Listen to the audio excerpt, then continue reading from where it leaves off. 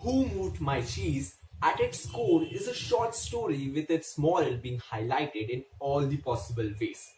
It took years and years for us humans to get this sophisticated, complex, and high functioning brain. And this book somehow pinpoints the flaws of this brain and how it is resisting us from getting success or anything in general from life. How it is measuring the level of success that we get. And therefore, I also think that the writer or the author, Dr. Spencer Johnson, has opted to write this book in such a simple language that we, after reading it, don't interpret or overanalyze or overthink the wisdom and life lessons from it. Talking about the book, it's a very thin book and the font is as big as you could imagine of, and one of those books which could be finished reading in just one go, and it hardly takes an hour to read it. Coming back again, for in the book, there are basically three small parts of it. The very first being about the gathering of a school time friends who have came together for a lunch after attending their reunion last night.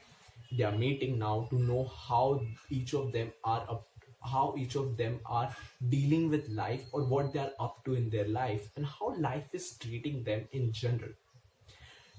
That is something where every reader could connect or relate to, because I think that this is from the book, how it tells that once a football team captain, or in school, or the most popular girl or boy in the team of in school times, are now struggling with what life has to offer them. And that is where, in the amid of these conversations of them, a sophisticated looked guy tells them how Who Moved My Cheese, the story, helped and transformed his life into another dimension altogether. The second part of the book is where the whole entire story Who Moved My Cheese is. This is what is the heart of this book. And I won't narrate you the story or tell it about anything, because I firmly believe that reading it from the book has altogether different impact on you rather than listening or hearing it or narrating it from anybody else. And I think this small one line messages, wisdom lines, or whatever you want to call, also impact hugely, or to tell the story or the lesson or the impact or the idea to portray from this book. Basic interpretation that I have got from this story, like everyone will get reaching the end of this story, reading the second part. In one word, what I have got are two simple things: A, conclusions, and second, consciousness. Let me explain to you. Uh, Conclusions basically is an analogy that I have made. How we people, how our parents basically tells us that you could share anything with us and everything, all that kind of stuffs. But we ourselves know that we draw a boundary, after a point of which we don't share something with our parents and things like that, because we think that our level of receptivity or openness does not match with the level of receptivity or openness that our parents have. That is basically because we don't think that they don't have enough number of saturate the unsaturation, like seeing things as right and wrong, but also seeing what is in the between.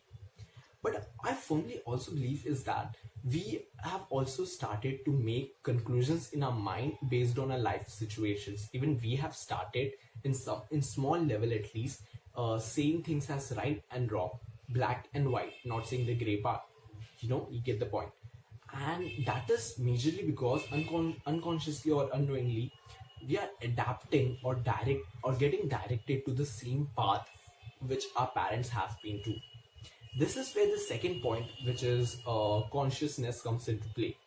Consciousness is basically how, if we become a little at least conscious about our activities, about our emotions, thoughts, which majorly driven the way we make our conclusions in our mind, we will eventually try and see that how this conclusion does not help us, but rather affects us on such a large basis, and and there are chances that we could stop or at least limit the number of conclusions that we make in our life. This is something which I've got from this story. Maybe you might get something different.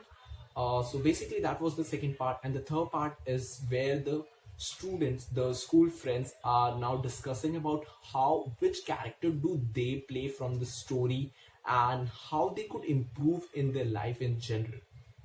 I think this is some one of those books which could you could read in 6 months or in 1 year once at least, to get back the reality check of yourself and see how you're doing. And this actually gives you a reality check in that, on that point. And also it's a great book for a beginner, so read it.